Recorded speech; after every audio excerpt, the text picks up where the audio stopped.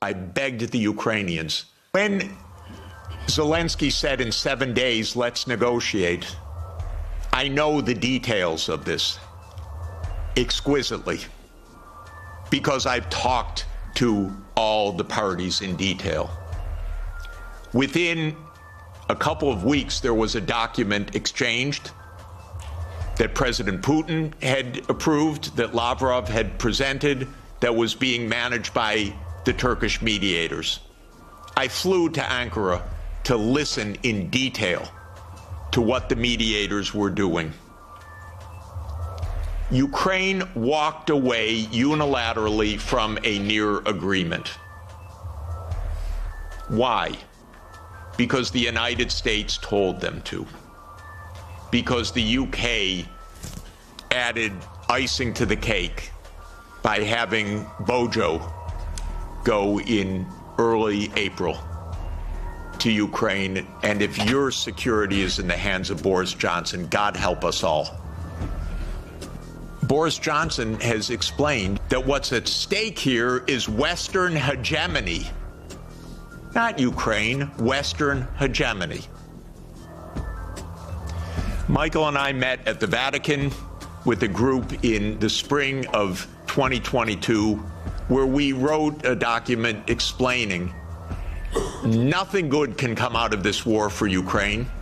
Negotiate now, because anything that takes time will mean massive amounts of deaths, risk of nuclear escalation, and likely loss of the war. Since the U.S. talked the negotiators away from the table, about 1 million Ukrainians have died or been severely wounded.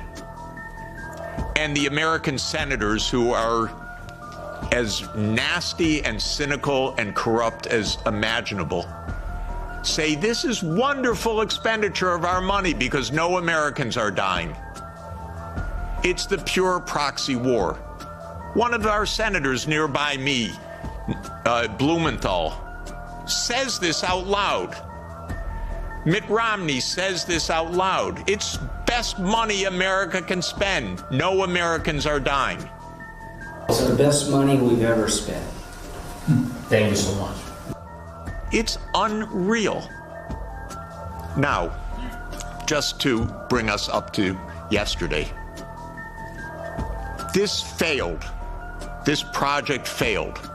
The idea of the project was that Russia would fold its hand. The idea all along was Russia can't resist, as Zbigniew Brzezinski explained in 1997. The Americans thought we have the upper hand.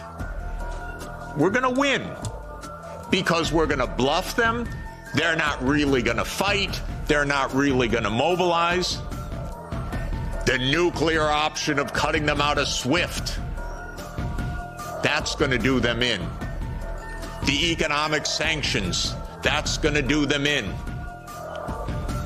The HIMARS, that's going to do them in. The ATACMS, the F-16s, I'd say for about 56 years. They speak nonsense every day.